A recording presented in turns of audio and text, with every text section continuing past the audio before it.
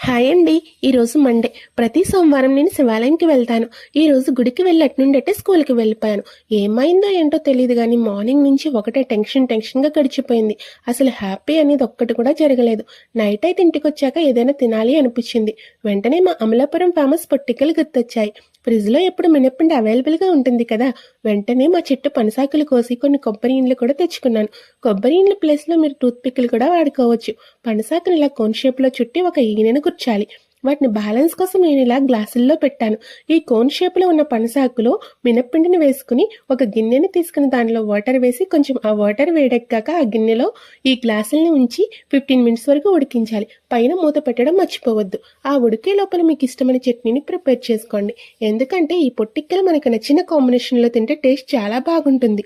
పనసాకులు ఉడికించడం వల్ల పనసాకు ఫ్లేవర్ కూడా పిండితో కలిసి స్పెషల్ టేస్ట్ వస్తుంది. అంతేకాకుండా పనసాకు వల్ల